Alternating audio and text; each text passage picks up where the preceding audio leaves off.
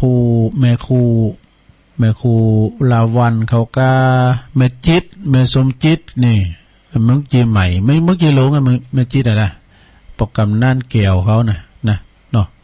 ปกกำนั่นเขาก็คุณจักกันหลายอยู่นาตำปูนนะก่อนลูกพี่เขาก็อยู่หานุไออุดอ่ะนะไออุดอยู่เย็นนั่นเนี่ยเป็นลูกพี่เก่าเขาหรอ เป็นศาลานะแปลงวัดแปลงไหว้นะแต่เป็นเสียแก่ชีวิตไปละอยู่ข้างวัดเคยไปแวะกินน้ำนะอยู่ข้างวัดเมืองจีเนาะพระครูปัญญาเพิ่นก็เสียแก่มรณภาพไปว่านี่ได้ยินข่าวว่าเพิ่นไปแห่เอาตุโลงใหม่มานะวัดบ้านก้องขอบคุณด้วยเนอะดีอกดีใจนะก็สืบศาสนากันไปศรัทธาญาติโยมทั้งหลายจะไปให้มันขาดประสงค์องค์เจ้าเนี่ยนะของที่มันหายอยากไปติ๊กๆนะรักษากันไว้ดีๆเนอะครูบาเพิ่นว่ากันเฮาไปทางบ้านนอกบ้านนาเฮาหันอารามกะหันสำนักสงฆ์กะเปิ้นตากผ้าถึงผ้าเหลืองย้ายทึบปุตม่วนอกม่วนใจหมายความว่าพระเนรหนักนะตากผ้ากันที่ทึบไปนะตากผ้าเหลืองอ่ะ แต่กรรมก่อนนะเฮาไปไกลไปกันมาวัดเปิ้นอยู่ไกลน้ำตาหุ่นตั้งพอนะโอ้ยเป็นที่มนต์วัดในพระเนรถ้าจัดลายนะเนาะตากผ้ากันในผ้าเหลืองในปิ้ววอนให้แหละเต็มเดียวนี่ก็สถานมันไข่เค็มไปหน่อยนะมีไผตุปอทายก็เล่งม้าด้วย ม้าก่อนนักเนี่ย แต่ว่าสถานเป็นก็เขาวัดเขาว่ากันหลายสถานเนาะอย่างที่ตุลุงไปช่วยงานวามซื้อใน2-3 วันที่ผ่านมาเนี่ยที่วัดน้องหายกันเนาะวัดมงคลวาลีตุปีบุญกรรมเนาะท่านอาจารย์อธิการวุฒิประภาโสโอ้ยดิปาลามีเปิ้นเดิมเปิ้นอยู่ใช้ประการบ่นั่นแหละเปิ้นมาอยู่ด้วยครูบา60,000ละโทอุปถากอุปถัมภ์ครูบาจุนมรณภาพเปิ้นก็ได้ปิ้นตุลงว่ามซื้อเนี่ยโอ้หลายได้กะปอกกำนันเขาเนี่ยปอกกำนันจันลั่นเนี่ยเนาะเปิ้นวางศิลาฤกษ์ประทาเจดีย์แล้วก็วิหารพร้อมกันเนี่ยสนาญาโยมเจอก่อนวิหารหลังเนี่ยนะมี38ตุ่นเสามันนะตึงมดตึงมนมี52ก่อนต้นลุงน่ะตัวปีครูบาบุญกรรมก็ว่า52แต่ว่า36ตุ่นนี่นะ ตุ่นละหมื่นนะสถาบันหัดเป็นรูกันน่ะดูเสียงเรื่องอ่ะโอ้ก็สถาแก่กะมันจะว่าตุ่นปันนี่สักกะเหมือนตุ่นหมื่นกันนะดู ก็เปิ้นไปแปลงวัดแปลงว่ากันเนาะก็มีตัวเจ้า2ตุ่นสถาดูสถามีถึง300ปลายหลังคาเนาะเนี่ยมันสมดุลกันนี่เนาะอย่างว่าประเทศไทยเขาเนี่ยโอ้มีกี่ล้านคูณก็ 60 กว่าล้านคูณเปิ้นสำรวจสมโนโคตุเจ้าตึมดเหลือ200,000ปลายวะ200,000 300,000ปลาย300,000ตุนนี่นะถึงประเทศนะซะนะแล้วประชากรเฮานี่มี60 กว่าล้านคนเนาะและตุเจ้านี่มันถึงล้านเนาะน้อยนะอันนี้เพิ่นยังสำรวจตอนที่ในกลางวสานะถ้าว่าออกวสาแล้วติเปิ้นซิกไปทำเนาะติเปิ้นซิกไปลุ่มหายใจจากไปเนาะหรือสัก200,000ปลายเนาะนี่ฉะนั้นก็ช่วยกันจันโลงเด้อช่วยกันรักษาพระพุทธศาสนาเฮาไว้เดี๋ยวนี้โดนคุกคามนะสถาจะไม่ลืมเด้อช่วยกันลูกหลานปู่ย่าตาทวดเฮาก็นับถือกันนะพระพุทธศาสนาของเฮาเนี่ย คือการกรุงลุงเริงเจริญว่าโอ้พี่เนี่ยตัวลุงมาหันว่าคุณเขาวัดเขาว่าพอเอากฐินนี่มีให้กูวัดน่ะสถาเนาะวัดนึงก็ได้หลายวัดนึงก็ได้เนาะเงินแพ้สะพัดเป็น100 ล้านนะเชื่อเขาเป็น100 ล้านนะตั้งแต่ 10,000-20,000 ขึ้นไปเป็นล้าน10 ล้านก็มีนะตั้งเมืองเหนือเขาเนี่ยเป็น100 ล้านเนอะ แสดงว่าศาสนาของพระสมณโคดมของเฮาเนี่ยยังการกรุงลุงเริงสะเติงบันงามอยู่เนอะคุณเขาวัดเขาว่ากันหลายเด้อนะแล้วตอนนี้ไปตุลุงมีโต๊ะจอยหน่อยนึงนะกว่าจะประกาศข่าวประกาศจื้อให้หน่อยเนาะว่าเนี่ยโอ้พี่น้องเมืองปานบ่เนาะอำเภอเมืองปานจังหวัดลำปางกูนะอำเภอเดียวกับเมษายพินเขาก้าเนี่ยเนาะ โดยมีเจ้าสมณศัทธาอาจารย์ท่านหลวงพ่อพระครูอาจารย์พระอาจารย์สงวนสุปภาโสนี่วัดพระธาตุม่อนเวียงวัดพระธาตุม่อนเวียงนี่ค่ะเปิ้นก็เป็นเก้าเป็นการมาเปิ้นมาเอาชัดนะมาเอาชัดที่วัดแล้วเปิ้นก็ศรัทธาเปิ้นก็มาโอ้ยแม่เขาก็มากันหลายเนี่ยอันเนี้ยก็ตุลุงหยองเนี่ยแม่พังตลอดไอ้ดอกขอบคุณเด้อแล้วก็อาจารย์สงวนพระครูนี่เปิ้นเคยมาอยู่ตั้งจอมต้องเฮาปีเนี่ยเปิ้นว่านะเปิ้นเคยมาอยู่ตั้งจอมต้องเฮาเนี่ยอำเภอจอมต้องในวัดหยังผมก็ตุลุงก็ลืมไปแล้วอาจารย์วิชัยชื่อหลายนะนามสกุลเปิ้นชื่อหลายแม่แก้วต้อนรับอันนี้ต้อนรับนี่ก็นามสกุลเปิ้นนะบ้านปาติวบ้านติวได้นะบ้านติวอำเภอเมืองปานจังหวัดลำปางหอมปู่จ้าเสียงตุลุงซองนี่นะอาจารย์วิชัยนี่เปิ้นเป็นโชเฟอร์มาก็แฮเนาะเปิ้นเป็นหมอเขียนตัวหนังสือเปิ้นงามมาเนาะแม่ขันคำการซื่อนี่อำเภอเมืองปานจังหวัดลำปาง12นี่แม่คำมูลตั้งตรงนี่แม่น้อยให้ฟังเถอะกะอำเภอเมืองปานจังหวัดลำปาง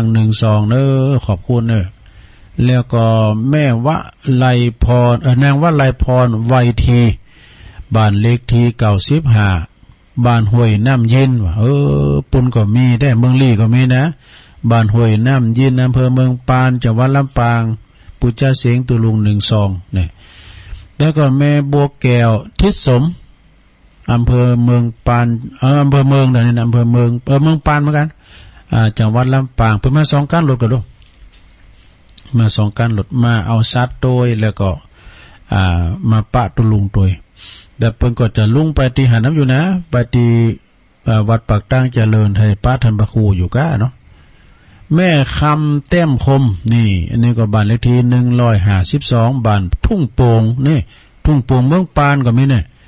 ลำปาง112แม่พรจำหลักบ้านติ่วเมืองปานอำเภอเมืองปานนะจังหวัดลำปาง12แล้วก็นางทองหลันนะแม่ทองหลันกันทะบ้านทุ่งโป่งอำเภอเมืองปานจังหวัดลำปางนะถึงหมดถึงเสียงเนี่ยก็ขอขอบคุณที่เปิ้นหอมซองมาก็ดีนะปู่จ้าเสียงตุลุงนี่เนาะเปิ้นฟังกันหลายตุลุงเปิ้นพังกันหลายทั้งพุ่นนะเนี่ยเมืองปานลำปางพุ่นนะเนี่ยแม่พ้องแม่จันฟ้องก็อยู่คนละบาทเนี่ยปงดอนน่ะอันนี้อยู่คนละที่ปอนนี่ก็ได้ลงนะปอนรวมกันถึงหมู่ถึงโลงถึงลายอยู่ดีมีสุขอายุมันควันยืนมีโจกมีใจสัพพิติโยวิวาจันตุสัพพะโลโกวินาศตุมาเตภวัตวันตาลายโยสุขีติคายุโกภวะอาภิวาตานาสีลิสานิจังวุตตาปัจจายโนจัตตารโอธรรมาวัฏันติอายุวันโนสุขังปะลังเอาแล้วสาธุอยู่ดีมีสุขต่อไปเป็นการประกาศข่าวสารงานบุญสนองงานครูบาอาจารย์ตีเปิ้นสูงไล่มาหือตุลุงขอน้อมถวายวันนี้เปิดจัดปิศพครูบาบุญเป่งพระครูปัญญาธิมุตนะอดีตเจ้าอาวาสวัดหนองจางตำบลเมืองจีอายุเป็น83พรรษา37เนี่ยกันว่าพรรษา38ก็ปีนั่นแหละเนาะ อันนี้อายุเป็น83พรรษา37นะวันนี้เปิ้นจะทำบุญสัตตมวันปิศพปากกันไปจัดไปกินข้าวโฮงตาลเมนูหลากหลายนะวันที่29ธันวา30ธันวา31ธันวาก็มีงานที่วัดจ้างกรรมวัดจ้างกรรมไผไม่ได้ไปก็ฟังการถ่ายทอดจากทีมงานวัดไฟหินเปิ้นจะไปถ่ายทอดทั้งภาพทั้งเสียงวันที่29นั้นเปิ้นก็จะเตธรรมพระเจ้า10จาดนะ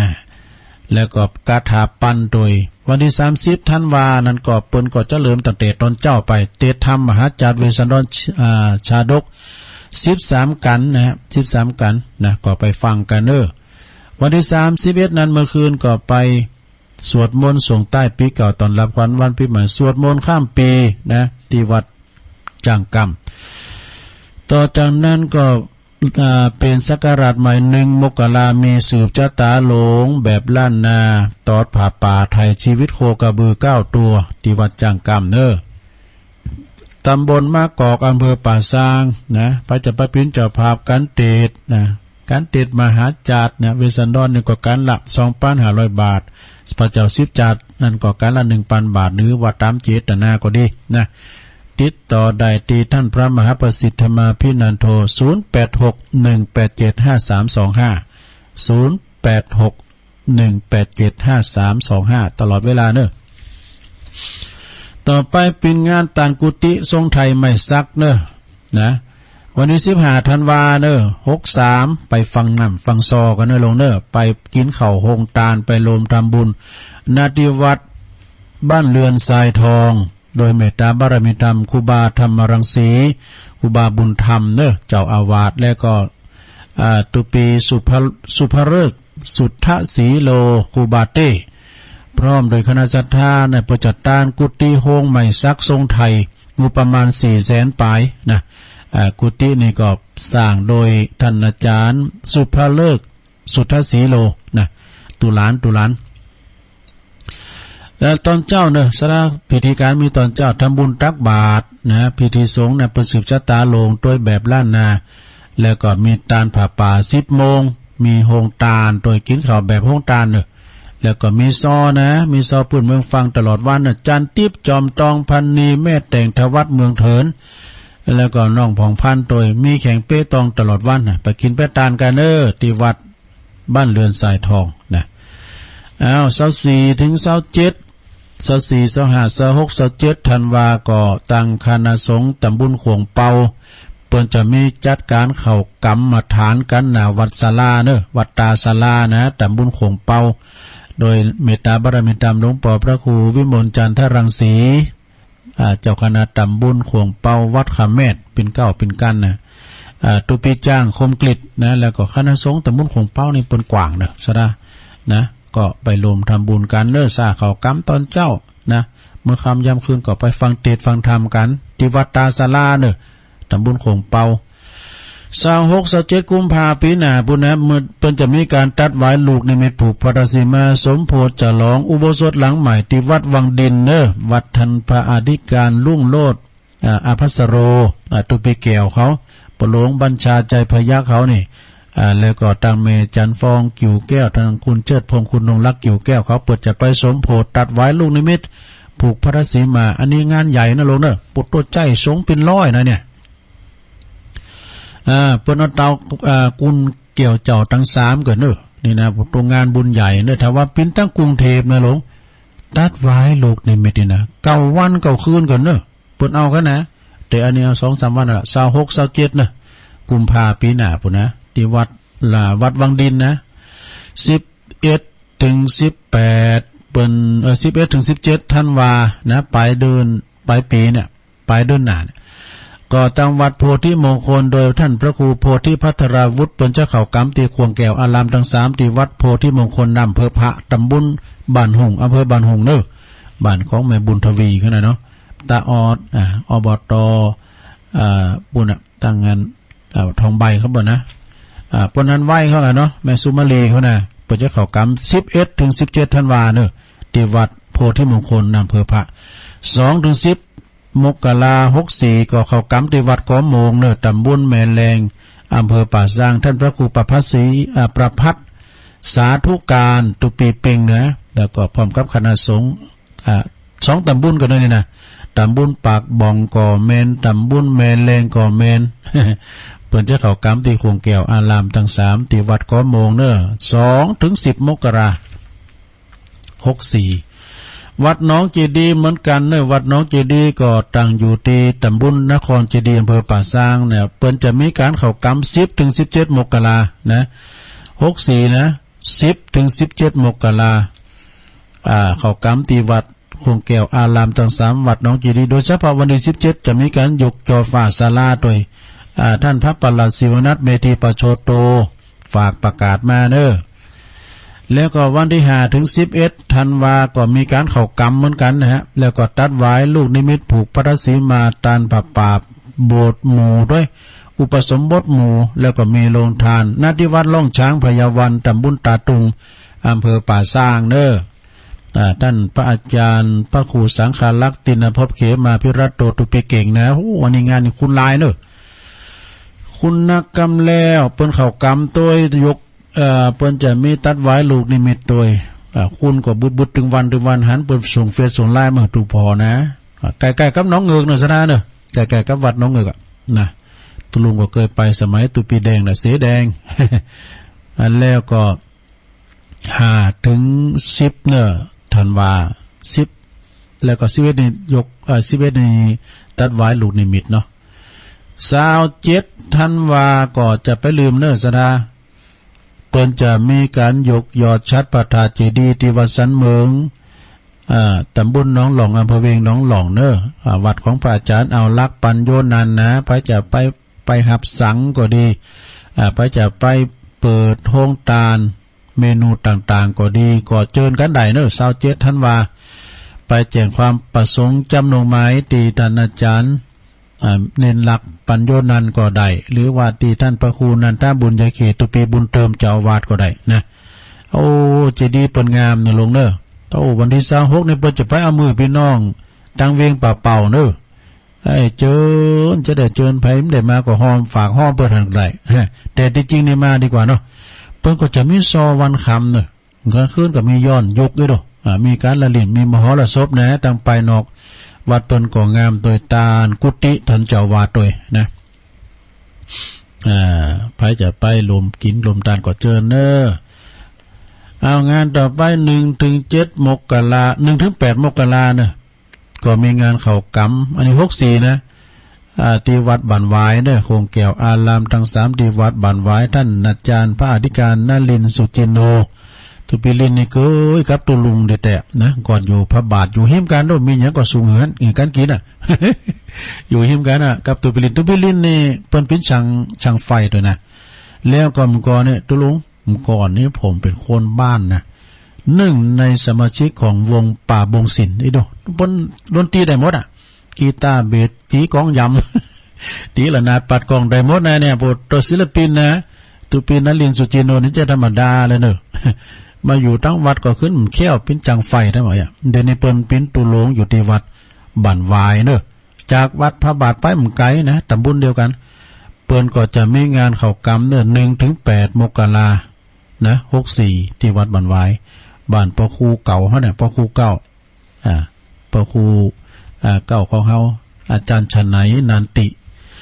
1 ถึง 6อันนี้ไก่มาแล้วเนอะไก่มาแล้วติปะเฮวเนอะว่าปะเฮวนาโกดสุสานป่าช้าบ้านสิริมังคลาจารย์จะเข้ากรรม1 ถึง 6 ธันวาเนอะโสสาธุดงควัดเนี่ยอันนี้ก็เข้ากรรมเหมือนกันตำบลเดียวกันตุลุงเนี่ยนะตำบลเดียวกันเปิดเจ้าเขาเริ่มตั้งแต่1 ธันวาถึง 6 ธันวาเนอะตอนเจ้าก็ไปซ่าเขากำกินเขาง่ายแล้วไปตานทำกล่อมทำย้อยก็ได้ทุเจ้าถึงตรงในมูลไก่เอาหันนะเด็ดฟิล์มยังฟิล์มมดเนี่ย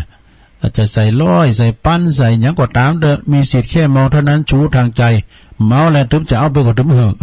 เปิดจะไปแปลงขนุนนะลงเนอะไปแปลงถนนคอนกรีตเข่าปัจจ้าเนอะสถานเนอะ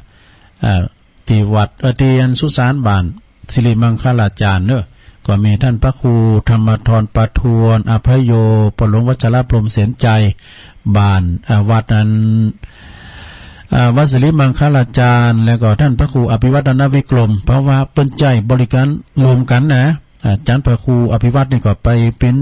ประธานพองไปเป็นประธานดำเนินการนะแล้วก็พี่น้องบ้านนั้นไล่พัฒนาบ้านเนียมเหรอเนาะมันมี3หมู่บ้านกันนะป่าเฮวเนี่ยนะแล้วก็ต่อไปวันที่26ยกยอดชัดเจดีย์ชเวดากองเนอที่วัดดอนจันทร์นี่ลมพลรอบสุดท้ายรอบสามัคคีวันนั้นเปิ้นก็จะมีการแห่ยอดชัด17ยอดกันนะซะนะเปิ้นจะแห่ยอดชัดโอ้พิธีสงฆ์แน่นขนาดเนอะและมีการศิลปะวัฒนธรรมการฟ้อนการหยังเนี่ยโอ้มีเป็นหลายชุดเนอะถึงโหวัดโหวาแถมแต่ตอนเจ้าบวงสรวงเทพาหัก16จันทร์ฟ้า15จันทร์ดินแถม26 27เนี่ยนี่2คืนกันนะสนะปากันไปเนี่ยมีโฮงตาเนี่ยโอ้นับเป็นร้อยนะรวมโตกันแล้วบ่อย่างแม่ไพอัมพาพันธ์นี่เปิ้นเกมไว้แล้วดอกเปิ้ พิ่นได้รถมื้อแล้วรถล้านบ่อยู่จอมตองบ่รถตู่นะบันเรือนสายทองครูบาเต้ไปแล้วเด้อ พี่น้องบันเรือนสายทองไปกันหลายนะก็ปากันไปเน26พฤศจิกาเนี่ยไก่มาติดๆแล้วนะโตวัดดอนจันเนอวัดบ้านเกิดของอาจารย์พระครูอภิวัฒนวิกรมนะตุปีท่านพระครูปลัดณัฐพงษ์เนี่ยแล้วก็ตุลุงทรเขาตุลุงวันเขาเนี่ยครูบาเดชเขานี่ครูบาเดชนี่จะธรรมดานะตู่ยินเก่าไปเอาควางแต่ไปเอาแป้งตู่ลำโพงวะแหละ โอ้ศิลปะนั่นแหละดังแหงเนอะตู่ลำโพงตู่ยินเนี่ยนะ โอ้เขาท่าดิเนาะวัสดุเหลือใช้แล้ววันนี้11นะ11ธันวานะลงนะ11ธันวา63สวดมนต์อิติปิโส108จบที่วัดปากตั้งเจริญเปิ้นจะถือโอกาสนี้ยกยอดชัดด้วยเนี่ยยกยอดชัดสละการประเลนโดยเปิ้นแป้งถึงวันหลังเก่านี่มันจะเหือมันเปิ้นลื้อกาเพดานนะซะนะขี่นกกาแก่เนี่ยโอ้เน้นนั้นจุนปลอยมันนำมาใส่กระสอบขายกระสอบเศร้าลูกันน่ะบนนำไปแป้งปุ๋ยโอ้การเปิ้นจ้าทั้งหน่อยมันจะลงล่ะบุญเทิงเมนมันหมดโอ้นกกาแก่นี่ดีนะบุญดอยนี่ถึงมีเนี่ยมันขึ้นมามันถ้าสูงลงไปกะสูงนะแต่บุญดอยวัดพระธาตุดอยน้อยนี่มีเหรอมันมีกับนกเขากับล็อกนกเขาต้องนะมีกะนะถ้าว่าอยู่บุญดอยนะมีขี้หมูก็โดนลงปวดโคมันมาเป็นเตย ขี้หมูที่ฟาร์มเนี่ยมันไก่กันย่ะเนาะแล้วก็ถามพ้องก็ถามไปเลยตัวบุญดอยยุงมีปวดโตกันมอบสล้อมคำเนี่ยนะปวดโตตัวจะใหญ่มันมีมดอันยุงเลยนะไปลืมเนอะ11ธันวาเนี่ยพระจะไปเปิดโรงทานพิธีสงฆ์เป็นมีหลายสุดทักษิณาพองสืบจัตตาพองแล้วก็สวดมนต์แถมอิติปิโสแถมค่ำคืนแถมนะไปมากลางวันได้ก็มาเมื่อค่ำก็ได้นะมาค่ำได้ก็มาสืบจัตตากันมาเปิดโรงทานนะมากินมาทานกันเนอะเพื่อจะแห่ยอดชัดขึ้นด้วยนะอย่างว่านั้นเราแห่องค์กฐินนะกับโปดก็ล่างจะแห่องค์กฐินแล้วฟูนตกมาวะแล้วก็ต่อไปวันที่19ถึง21กุมภาพันธ์เดือนปีหน้าบ่นะลงนะ19ถึง21กุมภาพันธ์ในเฟซตุปีเก่งเปิ้นจะปล่อยหลวงกุฏิเนวัดอินทขินนะที่ข้างที่ว่าการอำเภอป่าสร้างพระครูสุตตะคุณวัฒน์ท่านอาจารย์มหานิคมเนาะเจ้าอาวาสแล้วก็ท่านพระสมุพานุวัฒน์เขมานันโทตุไปเก่งเขาเนี่ยเปิ้นจะป้อยหลงเปิ้นจะสมโพธิโอ้โหเปิ้นงามสดาตุลุงไปนอนต้นมาเปิ้นแล้วไปที่วัดนะไปช่วยงานเปิ้นกูปีนี้ได้ไปสักกรรมหยังโควิดอันนี้เลยวิดหมดแล้วเปิ้นจะมีปล่อยลงเด้อเปิ้นจะสมโพธิ19ถึง21นะที่วัดป่าสร้างวัดป่าสร้างอินทขินนะวัดอินทขินนะสถาโอ้ยังหลายอยู่นี่เป็นนักต่อไปวันที่29เนอะ29นี่มอนห้วยแก้วเปิ้นก็จะมีการยกยอดชัดเจดีย์เหมือนกันนะตระกูลกิ่วแก้วด้วยแล้วก็วัดมอนห้วยแก้วด้วยนะวันที่29ธันวาเนอะเข้ากรรมด้วย27ธันวาถึง1มกราเนอะเข้ากรรมที่วัดม่อนห้วยแก้วพระครูกัลยาณปราโมทย์อาจารย์สมหวังปลงแดงก่อนเนอะต่อไป19ธันวาก็จะมีการถวายทานนะพัทธาเจดีย์พัทธาที่วัดต่อเฮอแม่แจ่มเนอะต่อเฮอแม่แจ่มนะ19ธันวา11ธันวานี่ก็เปิ้นแล้วไป10ธันวาเนาะเปิดจัดการนั่นอาคารเรียนที่วัดที่บ้านผาหมอนนะผาหมอนแล้วก็14ถึง2029กับ29พฤศจิกายนนะเดือนเนี่ย29เดือนนี้นะเปิ้นจะมีวางศิลาฤกษ์พระธาตุเจดีย์ที่วัดห้วยส้มปล่อยเนอะวัดห้วยส้มปล่อยโดยครูบาเป่งวัดดงทุ่งปูนเนอะตอนนั้นมาก็ในวันที่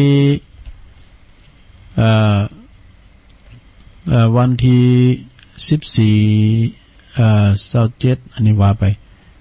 วันที่8ถึง13นะโยมนะ8ถึง13ธันวาคมนี่คณะสงฆ์ตำบลน้ำดิบก็จะเข้ากรรมที่ขวงแก้วอารามทั้ง3ที่วัดวังกูเนอะวัดวังกูนี่ก็พบกับทีมงานของ PS ซาว นะช่วยการช่วยงานที่อันตุลุงก็จะไปช่วยสัก 2-3 คืนเนี่ยนะมันแตดกันหลายตีเนาะเปิ้นก็ฝากนิมนต์มาด้วยหลายปีนิ่มได้นะหันกันอยู่หลังคาวัดนะมันตรงกันหลายตี8ถึง13ธันวาเด้อที่วัดวังกูนะเปิ้นจะเข้ากรรมนะต่อนั้นมาก็13ถึง20ธันวา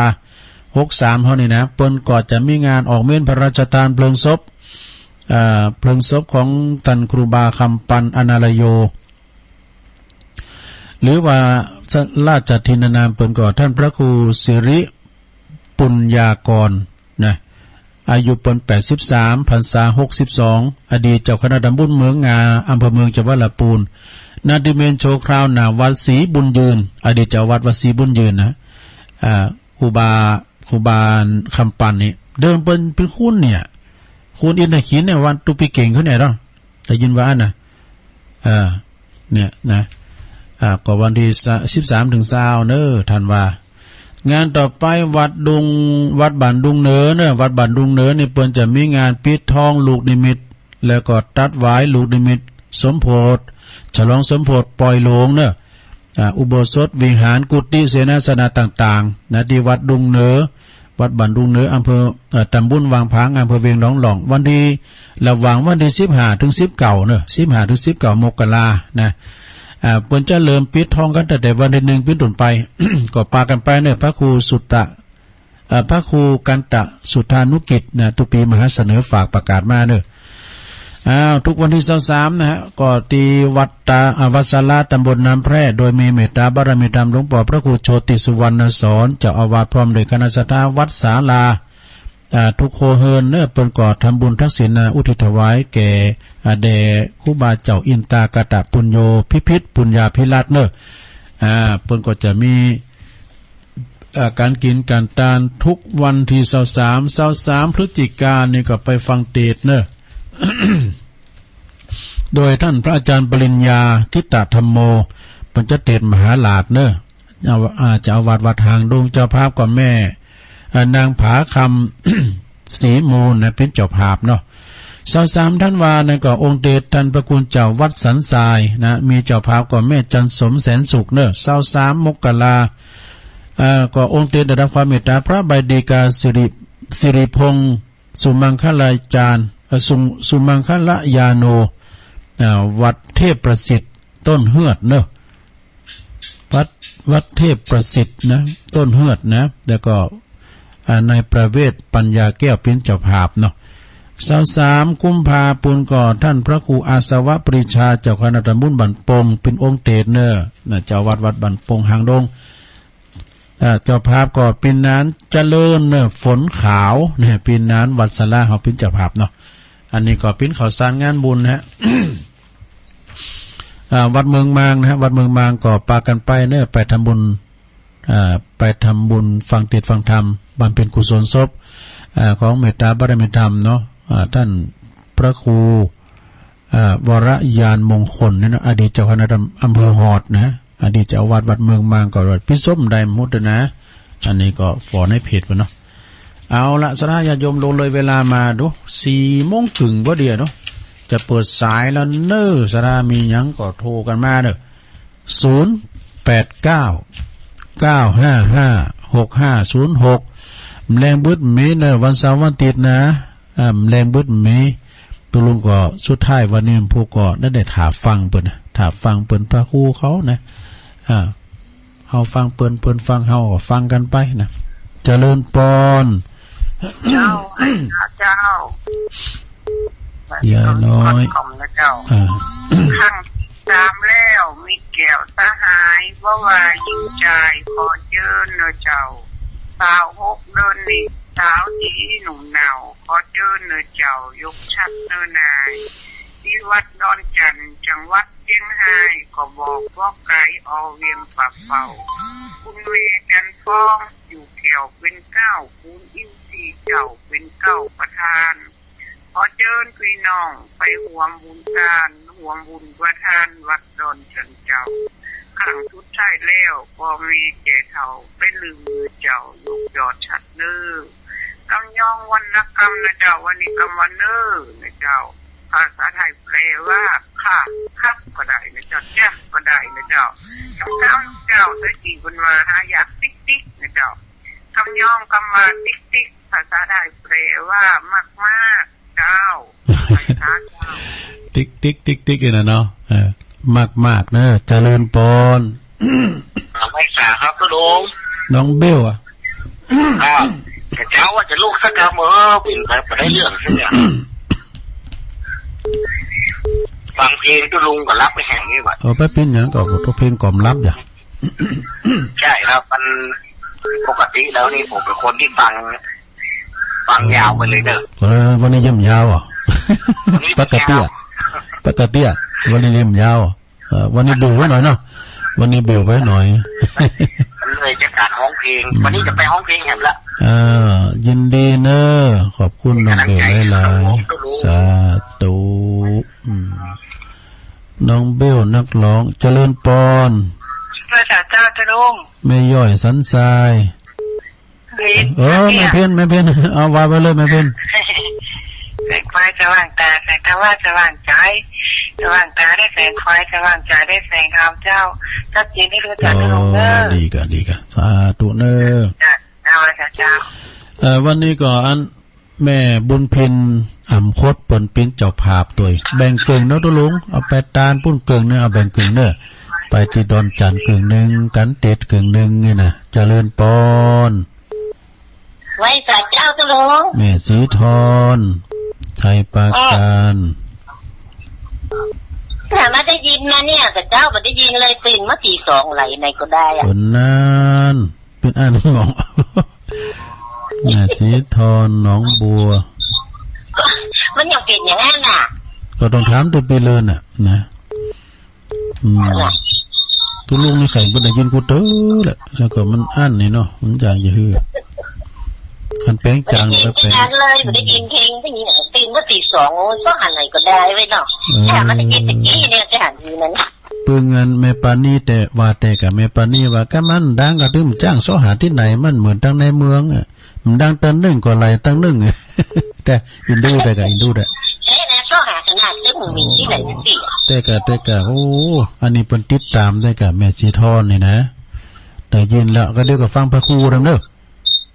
วันนี้ท่านพระครูนี่คมเนอะพระครูนี่คมเพ่งบนโมนกัลยาณิวัฒนานะขอบคุณแม่สีทอนเจ้ารายการตุลุงนี่มันเป็นรายการวัดใจเนี่ยไพ่มันตื่นก็ตื่นมันดูก็ไม่ได้ยินอ่ะเจริญปอน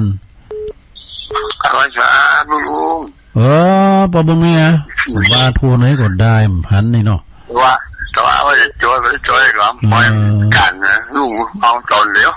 ไปเป็นอย่างแหละเป็นแหละแม่มันก็วิ่งไปอย่างนี้บุดเอาได้จ่อยว่ามันร้องเพลงปุ้มได้หลายปีแล้วก็ห้องปุ้นน้ำดูทุ่งปากเก็ตก็ห้องเนี่ยมีเข้าเย็นโกนกองเอาแม่สนุน้อยเล่นงามกันเนาะคนห้องเพลงมนนะดังบุปผามีเกมนะเรียกว่าสาวสนแจงของเพลงแล้วก็เนาะ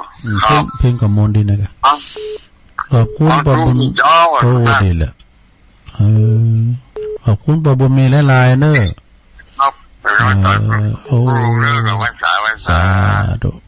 หักษาหักษาโตดีๆไปเสียมันเมยเจริญปอนภาษาเจ้าตุปี้อันนี้แสนพรมแม่สุทัศน์เนาะพระน้องตุปี้นี่ใจชื่นใจบางไงตุปี้นี่กินข้าวลำมันกินข้าวลำจะได้วันที่16ได้ไปตุยแต่มาวันที่11อ่ะนะที่ปักตั้งเจริญอ่ะเนาะไก่หน่อยจ้ามีการงานพี่ยังบอกกันแล้วไม่ได้ว่าการเขานักในช่วงเนี้ยแม่เขาเกี่ยวข่าวด้วยอ่ะตั้งเนี่ยขึ้นแป้งหอมอะไรอย่างเงี้ยนั่นน่ะพี่ยังตัวหอมเลย11ก็ปิกตัวมาเนาะทำได้มาให้กับฟังบนถ่ายทอดกับเปิดดึงออนไลน์มาหากันหมดอ่ะฟังบนถ่ายทอดเสียงทีมงานของตังวัดไฟหินไอ้พี่นั้นข้ามมูลเขากะจ้า ชัดเจนนะตะลุง ขอบคุณเด้อเพิ่นโทรมาก็ดีใจแล้วนะสาธุโอ้เข้ามาใหม่เจริญปอน ครับกับนมัสการครับลุง โอ้ใบสาตุเบีย ผมเชิญใจพงหมด เสียงเหมือนพระครูสมเด็จอ๋อไอ้พงเสียงคล้ายๆกันบอกเนี่ยฟังตั้งแต่รายการเพลงมาแล้วครับตูลูกเจ้าเหมือนกันได้เดี๋ยวมันตื่นมากกว่าลูกเจ้าแล้วลุงแม่น่ะเฮาอ่ะเนาะตื่นน้ำมือทีหนึ่งอ่ะการปลุกเวลาการตื่นนั่นถึงดูก่อนนี่ตื่นมันยามกันยังมีแต่ถึงเวลาก็ถึงตื่นเนาะเนี่ยถึงวันละลุงตื่นเวลานี้นะก็เฮาการปลุกนี่มันจะได้จัดรายการก็ตื่นตามปกติเวลาน่ะนะตื่นอย่างเงี้ยแต่ว่าห้ำลุกได้เฮานอนฟังเพิ่นน่ะนอนฟังเพิ่นไปนั่นแหละขอบคุณเนอสาธุอันนี้ไอ้พงคุณยองเนอไอ้พงคุณยองบ้านแซมไฟแดงมุมแดงเจริญปอนโอ้เข้ามาใหม่ลุดไปเนอเจริญปอนฮัลโหลติดแล้วข้าพเจ้าแม่อยู่ไหนอยู่ไหนฮัลโหลครับอยู่แล้วเจ้าแม่บัวคำตาจ้างเจ้าฟังสักนิดเลยแม่บัวคำดีกะตาจ้างน้องหลองเนาะเจ้าน้องหลองเป็นสักนิดเลยกำลังใจเด้อฟังมันก็ได้เจ้าเด้อฟังจนเพลงแต่ต้นมือเพลงอะกะเจ้าเป็นเล็กเนี่ยเจ้ามันไม่เพลงก็โทรมาเนาะตาจ้างไปบอกงั้นบอกไอ้ขจรมากะโทรมาหาทุกลุงพ่อเนยกะเป็นตวงหายฮะเนี่ยขจรพอใจนั่นนะโอ้ก็ไม่รู้คำเขานี่กะเป็นตัวแทนน่ะเนาะโทรมาโอ้พี่น้องเขาก็มีดูตั้งตาจ้างตั้งน้องหล่องบุญนะเนาะเพราะตุนพึ่งบุญน่ะตุนพึ่งกับแม่บุญศรีก็โทรมาเรื่องสั่งเลงขอบคุณแม่บุญคำเนอฟังไปใจฟังไปติ๊กเนาะขอบคุณเจริญปอนไหวสากับนมัสการครับนี่แน่นอนเนาะตัวเบียสมเด็จเพิ่งมาตี3นะครับโอ้ไหวสาเนอไหวสาตัวเบียครับผมเล่นไลน์ไปหาตลุงแอนนะครับผมก่อนไลน์การ์ตูนไปหาตัวเบียเป็นตัวแทนครบทั้ง11ประการเนอได้กันตลุงมีพ้องนะครับความประพฤติอะไรครับนิมนต์เลยครับความอู้จาเป็นเรียนการถูกต้องนุ่งยองดีงามจัดการเรียบร้อยปล่อยตุภาเสียสละเพื่อส่วนรวมทบทวนเวลาศึกษาสังคมอบรมศาสนาข้อสุดท้ายชื่อยอดนะครับเป็นตัวแทนพระสงฆ์ของพระเจ้าที่มีโอกาสนั้นเขียนมาแล้วก็เอาส่งไลน์มาแล้วก็ครับผมครับรอฟังตะลุงตะว่ากับประธานสาขาครับ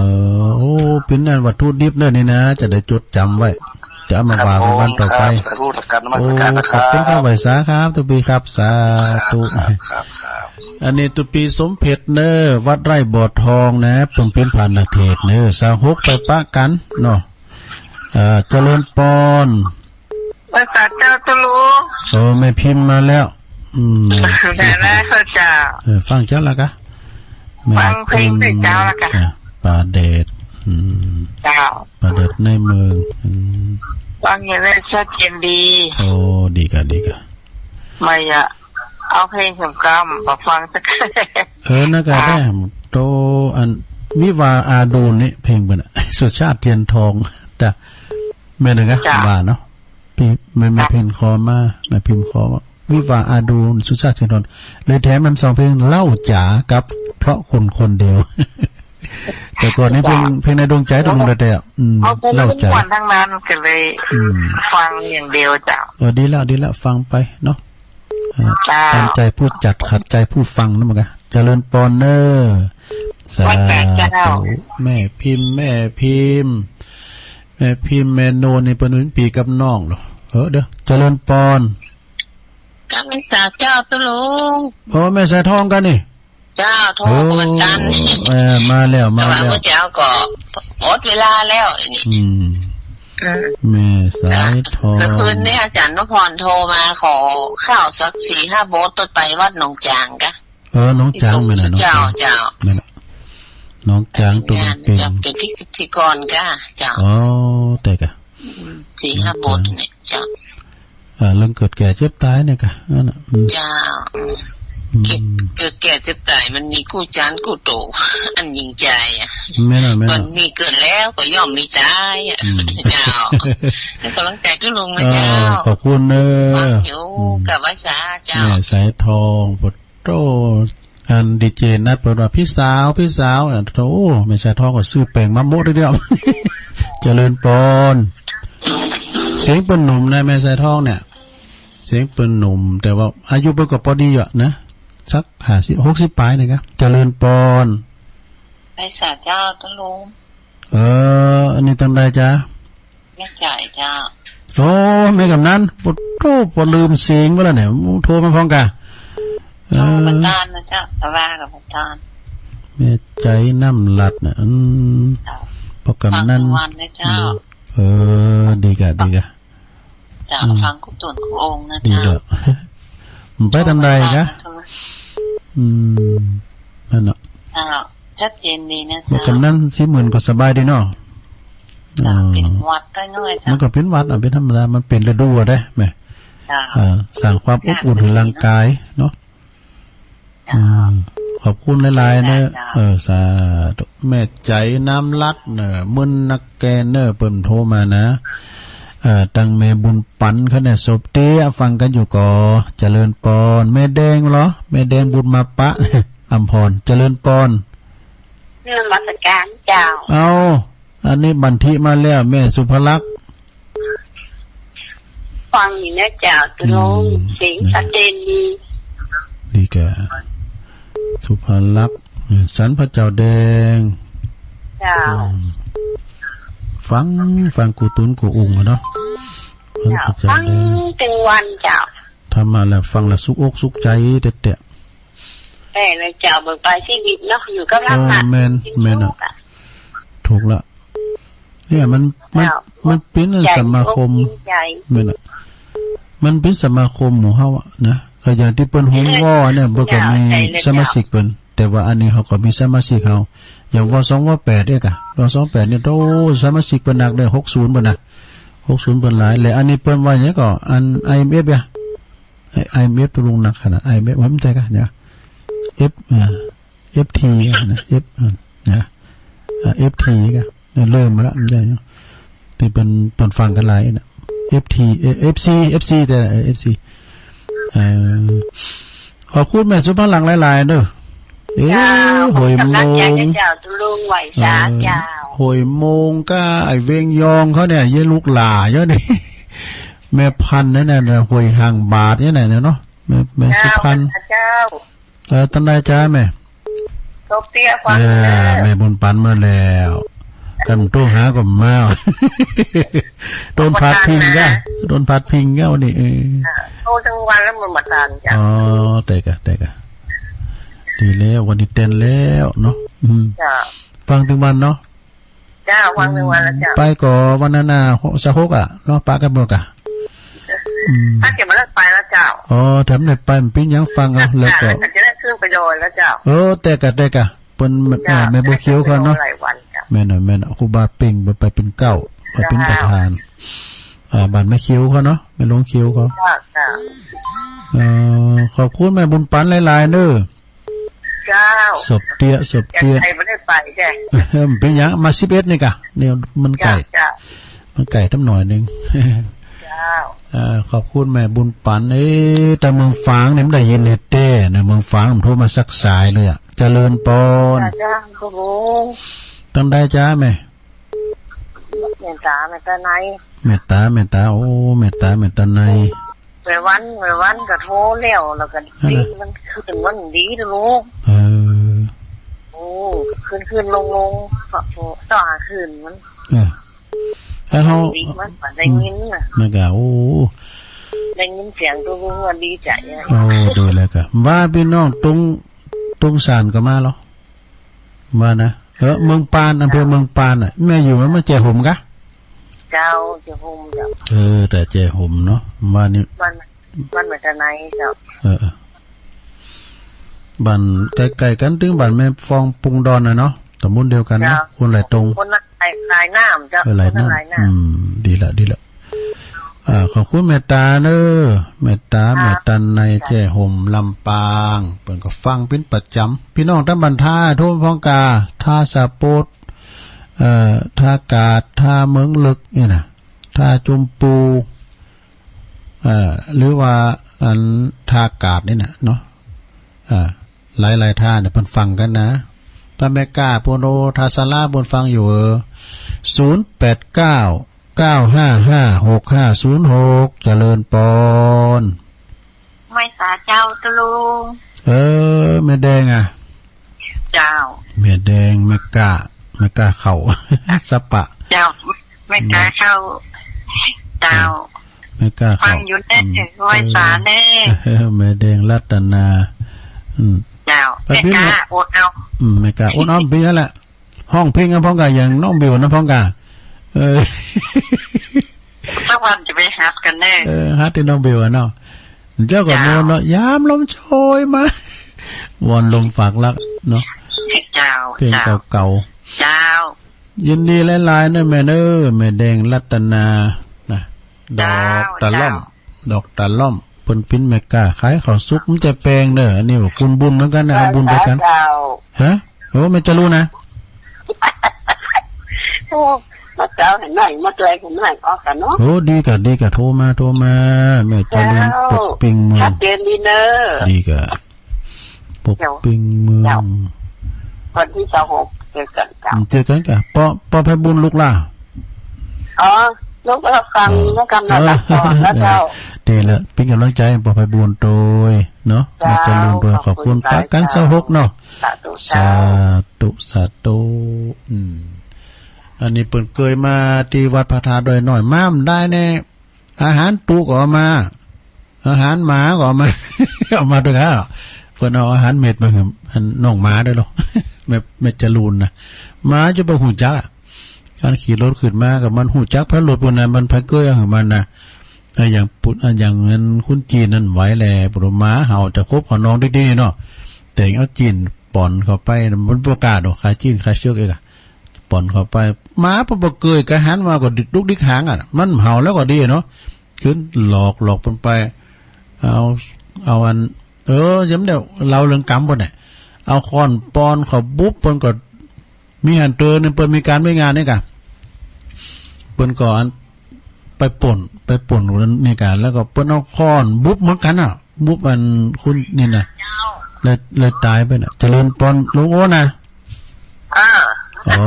มาแล้วลุงโอนสุดท้ายวันนี้ได้ยินแล้วสุดท้ายแหละมีอยู่กับเวลามีอยู่โอนคิดถึงน้องกาแต่วันนี้ตั้งแต่เพลงมาแล้วสบายมากเลย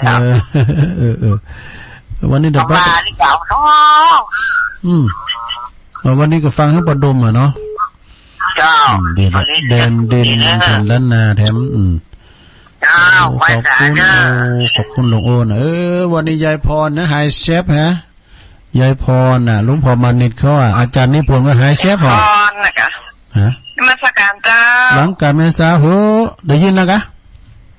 ได้ยินแล้วเจ้าโอ้นำบุญเราควันกันเนี่ยจ้าก็มันก็ด่าก็เฮียอย่างว่าเจ้านี่แก่ได้ยินแก่มาแล้วได้ยินมั้ง4 โมงกับจะ5 โมงนี่ละนี่กะผมจะอ่านคนนี้มาฟังนี่ก่อนผมเล็งอันนี้นั่นนี่วัตถุได้หมดพูดนะแต่กับนี่เพื่อเปิดทำกรรมพอจะ5 โมงแล้วโอ้ก่อนพี่น้องฟังเนี่ยเพิ่นฟังนักกำแล้วพอทุกพี่น้องก่อนหลายตำบุญนะเจ้านักตึกนักแล้วมีที่แก่ถ้ามันดักไว้มีที่ไหลเหมือนตั้งใต้เพิ่นได้ตั้งใต้นี่อย่างแม่ปานิวาน่ะกะโอ้เพิ่นมีได้ฟังหลายที่เนาะ น่ากะ แล้วก็ทางเมืองฝางนี่ก็มันสอดหันปุ๊บเนี่ยมันได้ยินถึงโลงอ่ะแต่ ได้ยินสามอำเภอ นั่นก็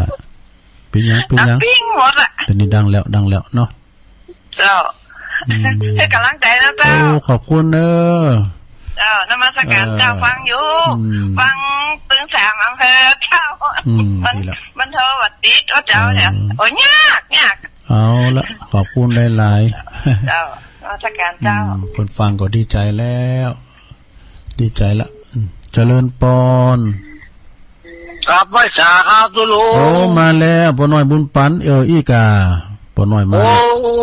ก็กำกับได้ไว้สาจบนับไปเหี่ยวอ่ะ อันน่ะ มาเปิดกระเดียวเราก็เรียกว่าไปได้อู้กับตุลุงเลยนะ ได้ยินอยู่โธ่ โอ้น่าบุญวาสนาวันที่16ปาการนี่ตุลุง ได้ก็ได้ไปอยู่เนาะไปครับผมไปจนได้อ่ะอย่างไรถ้าแบบมีโอกาสเขานี่มาได้ ไม่ ไป น่า ละ เพราะว่ามันโอกาสดีล่ะ ฟังหนักตุลุงอยู่เนอะกับไว้สาเลยครับ ขอบคุณปอน้อยเด้อสาธุปอน้อยบุญปันเด้ออันนี้นะปอน้อยโทรมาก็เหมือนกับขอบคุมถึง3อำเภอแหละ แม่จงดีเขาเจริญปอน เจ้ากลับไปสาธุลุงเจริญพรไม่พรหนูออกหา นะกะบ่ดนมัสการเจ้า เอากระจายฟังเสียงอันไม่พรเนี่ย เพิ่นตั้งใจฟังน่ะ จะเป็นวันเป็นนั้นธรรมะวันละครั้งได้ไม่พร2 ครั้งอ่ะเนาะ แน่กะ ต้องไม่พรเด้อเต็กมือแปดมันละมู มันกดยากนะกะเพิ่นว่าน่ะ เป็นกำลังใจทุกลุงเด้อรอฟังเสียงไม่พรเนี่ย น่ากะเพิ่นรอฟังเสียงก็จะได้ขอบคุณเด้อสาธุแม่พรไว้สาครับ นมัสการครับผม จากนี้ผลมาสุดท้าย เอาครับผมวันนี้เอาก่อนสั้นๆนะครับเพราะว่ามาที่สุดท้ายหลวงพ่อมานิดรอหลวงพ่อมานิดรอโยมพรก็ไม่มาสักคน หลวงพ่อบานิดมาตั้งแต่ต้นรายการแล้วมันเข้ามาหลังไมค์ เมื่อกี้ก่อนเข้ารายการ อ๋อครับเอาเลยนะครับ ครับผม ผู้ใหญ่ไม่ระวังคำสั่งสอนคอยแต่หลอนจอนซอกหลอกเป็นผีทำแต่ชั่วตัวอย่างทางไม่ดีจนเด็กมีความคิดผิดหนทาง แม้จะห้ามก็ไม่ฟังตัวอย่างเห็น จะปกปิดซ่อนเล้นก็ขัดขวาง เด็กหลงไปทำผิดคิดช่องทาง เพราะตัวอย่างพาไปให้เสื่อมทราม เพราะฉะนั้นทำอะไรในทุกสิ่ง ควรทำจริงแต่สิ่งดีอย่าผีผาม เด็กได้แบบนี้แหละหนามาทำตาม เด็กจึงงามขึ้นมาได้ เพราะแบบดีกราบนมัสการครับกับถึงหลวงพ่อมานิดกับถึงโยมถึงโยมพรโยมสมัยไปทั้งใดกันหมดไม่รู้วันนี้น่ากะหายเสียบไปหมดเลยหลวงพ่อมานิดมาแล้ว นมัสการครับผมหลวงพ่อมานิดมาเมื่อกี้แม่พรมาแล้วยายพรเอาเลย2 นาทีเร็ว